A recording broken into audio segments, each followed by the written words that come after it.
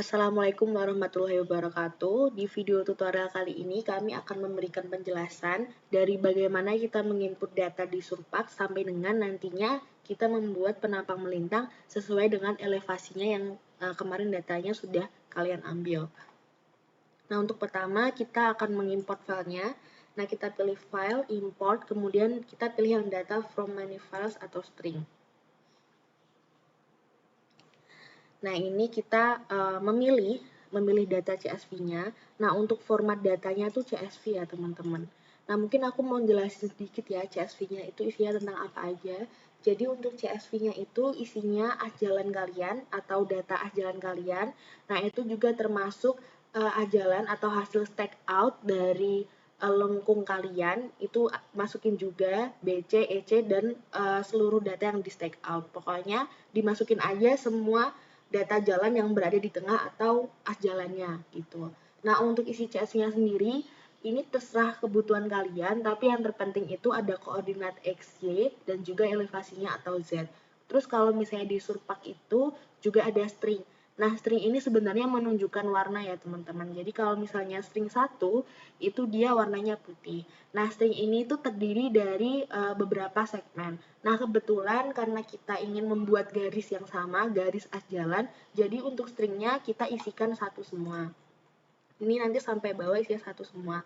Terus untuk description ini opsional, kalian boleh untuk memberikan description, boleh juga enggak. Terus boleh juga deskripsinya satu, boleh juga deskripsinya kedua, dua. Nah, kalau ini aku ngasih contoh deskripsinya satu atau dua. Nanti ada penjelasannya kenapa aku kasih contoh dua description. Dan yang define files to be create itu location-nya itu location di mana kalian akan menyimpan. Terus ini aku namain ajalan. Terus untuk separated by a character itu iya, terus karakter separatornya apa itu berbeda-beda tergantung dengan laptop masing-masing. Kebetulan di laptopku itu koma. Nah, cara ngeceknya gimana? Itu file CSV-nya kalian buka aja pakai notepad. Nah, di sini kan ditunjukkan kalau misalnya ini separatornya dia pakai koma. Cuman ada beberapa laptop juga yang pakai titik atau pakai titik koma. Jadi itu beda-beda per laptopnya. Tuh. Terus this file have header record itu iya. Header record itu apa? Header record itu yang ada di sini. Jadi aku ngasih penjelasan atau ngasih header itu tentang X, Y, Z, description, string, kode, dan lain sebagainya. Gitu. Jadi aku centang. Terus this file have access record. Nah, ini kayaknya kalau access record ini nomor di sini teman-teman, jadi kayak urutan 1, 2, 3, 4, 5, 6-nya gitu. Nah, kebetulan aku nggak ada, jadi aku nggak centang. Terus yang terakhir itu number of description field. Nah, itu apa? Yang sesuai aku jelasin tadi, jadi di file CSV ku itu ada 2 kolom tentang description gitu. Jadi karena 2 kolom tentang description, aku isiinnya 2 gitu. Terus di apply aja.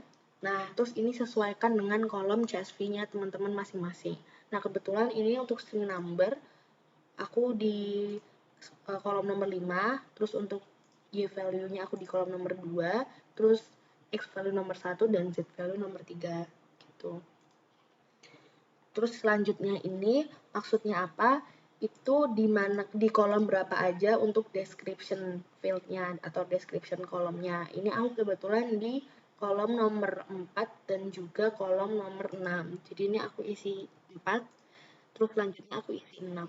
Nah, kenapa ini bisa muncul 2? Jadi ini nggak selalu muncul 2 ya teman-teman. Jadi ini tergantung dengan di depan tadi. Jadi kalau misalnya kalian tadi isinya 2, ya nanti jendelanya ini munculnya 2 kali gitu.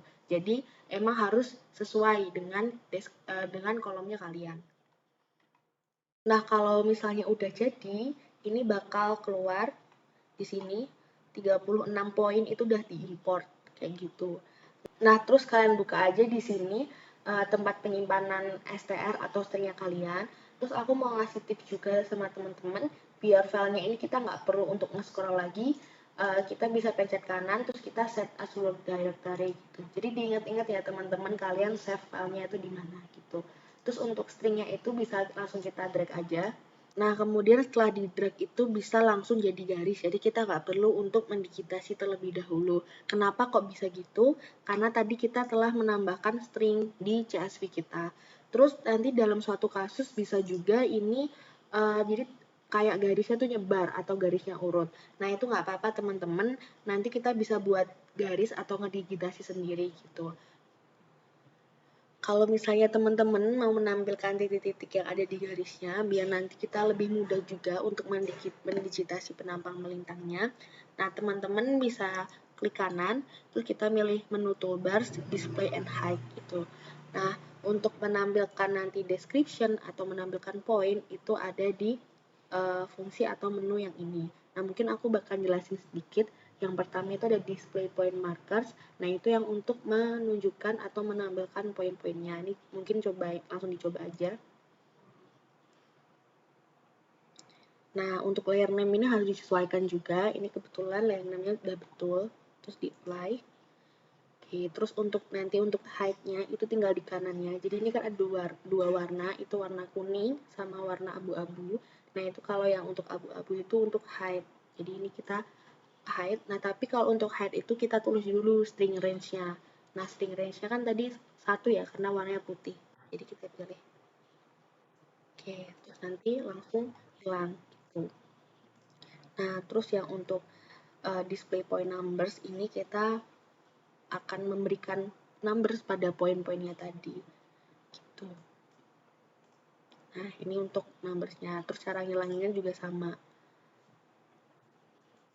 Oke, terus untuk nya langsung keluar. Nah, dan lain sebagainya. Nah, untuk description-nya juga gitu. Nah, tapi kalau untuk description itu kan tadi ada text field number. Nah, tadi kan kita kalau yang di CSV ku itu ada D1 sama D2. D1 tuh berarti yang tadi, yang aku masukin pertama itu ada di kolom 4, terus D2-nya itu ada di kolom 6. Nah, ini misalnya kita pilih yang D1. Oke, berarti ini keluarnya tuh yang ini. 1, 2, 3, 4, 5, 6, 7 gitu. Nah, terus kalau misalnya text alignment-nya ini untuk menunjukkan di kiri atau di kanan.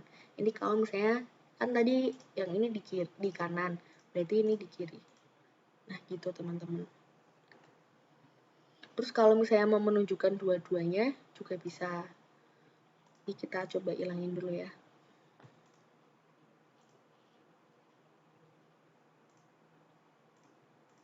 Oke. Nah, jadi kalau misalnya deskripsinya 2 yang dikasih juga bisa. Yang pertama kita kasih D1, di-apply dulu, terus kita kasih lagi D2 di sebelah kanan. Nah, oke, kayak gitu ya teman-teman. Terus kemudian gimana kalau misalnya waktu stringnya diimport itu berantakan? Nah, itu bisa juga karena teman-teman itu untuk CSV-nya mungkin nggak urut poinnya. Jadi titiknya itu mencar-mencar dan berantakan gitu teman-teman. Tapi tenang aja, itu bisa diedit. Nah, pertama kita aktifin dulu toolbars edit. Nah, terus untuk break line-nya atau kita break garisnya itu kita pakai break align by removing. Dipencet aja, terus untuk garis yang mau di removing tinggal dihapus-hapus aja. Kalau garisnya udah di break semua atau garisnya udah hilang, otomatis kita harus digitasi dari awal pakai cara manual. Nah, caranya yang pertama kita harus buat layernya dulu, pencet aja new. Habis itu misalnya untuk nama layer garis as. Habis itu kita harus memastikan kalau kita edit di layer yang sesuai. Nah, kita udah betul untuk editnya kita di layer garis atau as. Nah, itu cara gantinya, centangnya tinggal dipindah aja. Kayak gini. Terus untuk mulai digitasi, kita pilih start new segment for digitizing. Terus kita pencet juga create new point using mouse. Terus ini untuk snapping. Nah, snappingnya jangan lupa dipindah jadi point. Terus kita digitasi dari awal sampai akhir titik. Kalau udah selesai untuk digitasi, pencet escape. Nah, terus untuk layar jalannya bisa di-hide gak apa-apa. Terus untuk layarnya jangan di-save, untuk save-nya tinggal klik kanan aja, terus kita pilih save, kita pilih location-nya. Pilih apply.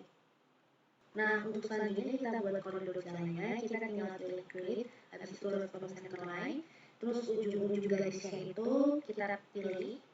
Oke, terus kita tulis 8 meter. Nah, 8 meter ini karena ketentuan dari Pak Bondan itu luas kanannya 8 meter sama luas kirinya juga 8 meter. Itu ya teman-teman, tinggal dilipat aja.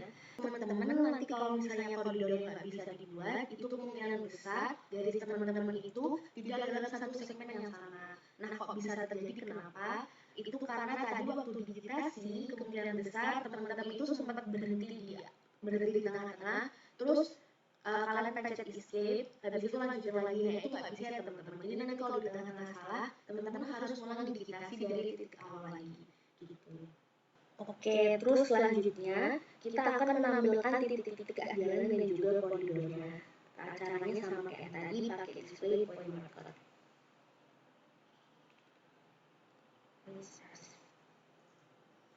Nah, untuk koridor jalannya tadi kan kita pakai jalan. Jadi untuk sekarang koridor jalannya ini untuk elevasinya masih seperti jalan. Nah, kemarin kan teman-teman udah ambil data di lapangan untuk koridor jalannya. Tapi kan untuk kemarin itu 15 meter. Jadi nanti ada beberapa kemungkinan.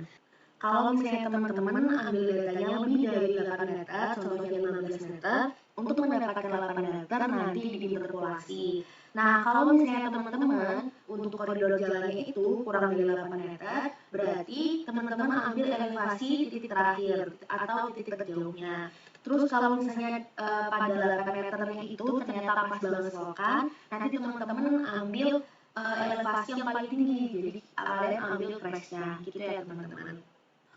Oke, jadi caranya untuk mengelevasi teman-teman bisa pakai buku select point atau pakai select tools. Nah, kalau select tools ini dia lebih beragam, terus teman-teman pilih aja select point atau triangle. Habis itu teman-teman pilih aja titik koridor yang mau diganti elevasinya. Contohnya mungkin ini ya teman-teman.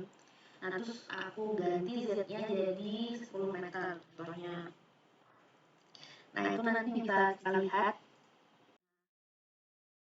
Nah, ini nanti titik koridornya kalian rubah semua sesuai dengan elevasinya masing-masing. Gitu. Setelah nanti elevasinya udah diubah semua, langkah selanjutnya kita akan membuat penampang melintang. Nah, caranya kita mendigitasi satu persatu. Yang pertama, nanti garis ujungnya harus dihilangkan dulu pakai brick line. Terus kita digitasi pakai start new segment for digitasi. Terus pencet juga create new point using the mouse. Habis itu jangan lupa snapinnya yang point. Terus kita digitasi penampang melintangnya.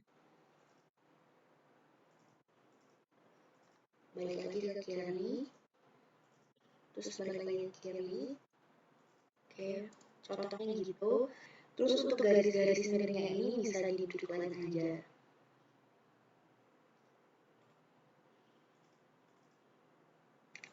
Oke, mungkin cukup sekian untuk video tutorial kali ini. Mohon maaf bila ada kesalahan kata. Nanti kalau misalnya ada pertanyaan atau ada yang kesulitan, mungkin bisa langsung bertanya kepada asdos kelas masing-masing. Terima kasih.